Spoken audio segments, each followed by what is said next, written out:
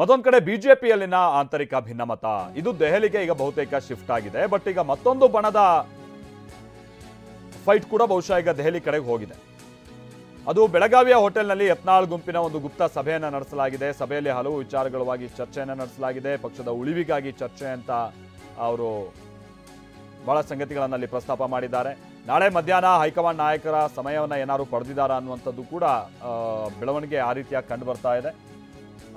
ವರಿಷ್ಠರ ಬಳಿ ಯತ್ನಾಳ್ ಹಾಗೆ ಜಾರಕಿಹೊಳಿ ಮಾತ್ರ ವಿಷಯ ಮಂಡನೆ ಮಾಡಬೇಕು, ವಿಪಕ್ಷದ ಜೊತೆ ಹೊಂದಾಣಿಕೆ ಬಗ್ಗೆ ಆರೋಪದ ವಿಚಾರವಾಗಿ ಪ್ರಸ್ತಾಪ ಮಾಡಬೇಕು ಅನ್ನುವಂಥ ನಿಟ್ಟಿನಲ್ಲಿ ಕೆಲ ಡಿಜಿಟಲ್ ಎವಿಡೆನ್ಸ್ಗಳನ್ನು ಕೂಡ ವರಿಷ್ಠರಿಗೆ ಸಲ್ಲಿಸೋದಕ್ಕೆ ಪ್ಲಾನ್ ಆಗ್ತಾ ಇದೆ ಅಂತಲೂ ಕೂಡ ಗೊತ್ತಾಗ್ತಾ ಇದೆ. ದಾಖಲೆಗಳನ್ನು ಸಲ್ಲಿಸುವ ಜವಾಬ್ದಾರಿಯನ್ನ ಯತ್ನಾಳ್ ಅವರ ಹೆಗಲಿಗೆ ವಹಿಸಲಾಗಿದೆ. ಇನ್ನು ಹೋರಾಟದ ಜವಾಬ್ದಾರಿ ಹೇಗಿರಬೇಕು ಏನು ಎತ್ತ ಈ ರೂಪುರೇಷವನ್ನ ರಮೇಶ್ ಜಾರಕಿಹೊಳಿ ಅವರ ಹೆಗಲಿಗೆ ವಹಿಸಲಾಗಿದೆ ಅನ್ನುವಂಥದ್ದು ತಿಳಿದು ಬರ್ತಾ ಇದೆ. ಈಗ ಆಲ್ರೆಡಿ BY ವಿಜಯೇಂದ್ರ ಅವರು ಈ ವಿಚಾರವನ್ನು ದೆಹಲಿ ವರಿಷ್ಠರಿಗೆ ಮುಟ್ಟಿಸಿದ್ದಾರೆ. ಜೊತೆಗೆ ಪಕ್ಷದಲ್ಲಿ ಈ ರೀತಿಯಾಗಿ ಬಣ ಬಡಿದಾಟದಿಂದಾಗಿ ಹೇಗೆ ಡ್ಯಾಮೇಜ್ ಆಗ್ತಾ ಇದೆ ಬಿಜೆಪಿಗೆ ಅನ್ನುವಂಥದ್ದನ್ನು ವಿವರಿಸುವಂಥ ಪ್ರಯತ್ನವನ್ನು ಮಾಡಿದ್ದಾರೆ. ಅವ್ರ ಪರವಾಗಿಯೂ ಕೂಡ ಬಹಳ ಅಭಿಯಾನ ನಡೀತಾ ಇರುವಂಥ ಸಂದರ್ಭ. ಇದರ ನಡುವೆ ಈಗ ಯತ್ನಾಳ್ ಟೀಮ್ ಕೂಡ ದೆಹಲಿ ವರಿಷ್ಠರ ಭೇಟಿಗೆ ಒಂದು ಸಮಯವನ್ನು ಪಡೆದಿದ್ದಾರೆ ಅನ್ನುವಂಥದ್ದು ಬೆಳವಣಿಗೆ. ಮತ್ತೊಂದು ಕಡೆ ವಿಜಯೇಂದ್ರ ವಿರುದ್ಧ ಯತ್ನಾಳ್ ಬಣ ಸಿಡಿದೇಳ್ತಾ ಇದೆ. ಬೆಳಗಾವಿಯಲ್ಲಿ ವಕ್ಫ್ ವಿರುದ್ಧದ ಅಭಿಯಾನ ಕಾರ್ಯಕ್ರಮದಲ್ಲಿ ವಿಜಯೇಂದ್ರ ವಿರುದ್ಧವಾಗಿ ಅರವಿಂದ್ ಲಿಂಬಾವಳಿ ಅವರು ಕಿಡಿಕಾರಿದ್ದಾರೆ. ವಿಜಯೇಂದ್ರಗೆ ಹುಷಾರ್ ಅನ್ನೋ ಅರ್ಥದಲ್ಲಿ ಲಿಂಬಾವಳಿ ಅವರು ಎಚ್ಚರಿಕೆಯನ್ನು ಕೊಟ್ಟಿದ್ದಾರೆ.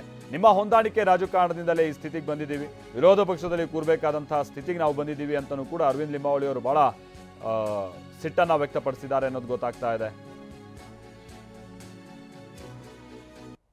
ವಾಲ್ಮೀಕಿ ಹಗರಣಕ್ಕೆ ಇದೇ ಬೆಳಗಾಂದಲ್ಲಿ ನಾವು ಸಭೆ ಮಾಡಿ ರಿಕ್ವೆಸ್ಟ್ ಮಾಡಿಕೊಂಡ್ವಿ, ಪಾದಯಾತ್ರೆ ಮಾಡ್ತೀವಿ ಅಂತ ಹೇಳಿ.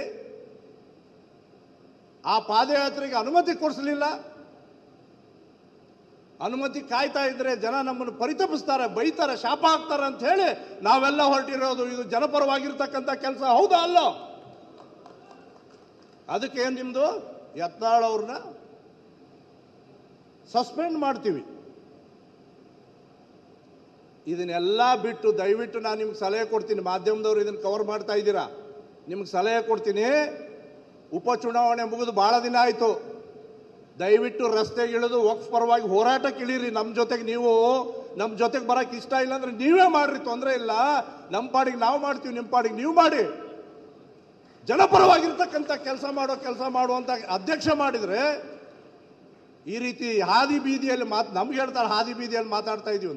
ನಾವು ಹಾದಿ ಬೀದಿಯಲ್ಲಿ ಮಾತಾಡ್ತಾ ಇರೋದು ವಕ್ಫ್ ಬಗ್ಗೆ. ದಿನಪತ್ರಿಕೆಗಳಲ್ಲಿ ಬೆಂಗಳೂರಿನಲ್ಲಿ ಕುಂತು ನ್ಯೂಸೆನ್ಸ್ ಕ್ರಿಯೇಟ್ ಮಾಡ್ತಾ ಇದ್ದೀರಲ್ಲ, ಇದು ಪಕ್ಷಕ್ಕೆ ಶೋಭೆ ತರೋದಲ್ಲ. ಪದಾಧಿಕಾರಿಗಳಾಗಿರುವ ಸ್ಥಾನದಲ್ಲಿ ಕೂತಿರ್ತಕ್ಕಂಥವ್ರಿಗೆ ನಿಮಗೆ ಶೋಭೆ ತರುವಂಥದ್ದಲ್ಲ ಇದು. ನಿಮ್ಮನ್ನು ವಿರೋಧ ಪಕ್ಷದಾಗ ಕೂರಿಸಿದ್ದಾರೆ. ಈಗ ನಿಮ್ಮ ಹೊಂದಾಣಿಕೆ ರಾಜಕಾರಣದಿಂದ ವಿರೋಧ ಪಕ್ಷಕ್ಕೆ ಬಂದಿದ್ದೀವಿ ನಾವು. ಏನೇನು ಗಡಿಬಿಡಿ ಮಾಡಿದಿರಿ ಅಂತ ಹೇಳುವಂಥ ಸಂದರ್ಭ ಇದಲ್ಲ. ಜನ ಬಿಜೆಪಿ ಮೇಲೆ ನಂಬಿಕೆ ಇಟ್ಟಿದ್ದಾರೆ. ನೀವು ಕಾಂಗ್ರೆಸ್ನವ್ರ ಜೊತೆಗೋ ಸಿದ್ದರಾಮಯ್ಯನ ಜೊತೆಗೋ DK ಶಿವಕುಮಾರ್ ಜೊತೆಗೋ ಹೊಂದಾಣಿಕೆ ಮಾಡಕ್ಕೆ ನಿಮ್ಮನ್ನು ಅಧ್ಯಕ್ಷ ಮಾಡಿಲ್ಲ. ಹುಷಾರ್, ಜನರ ಜೊತೆಗೆ ಹೇಳಿರಿ.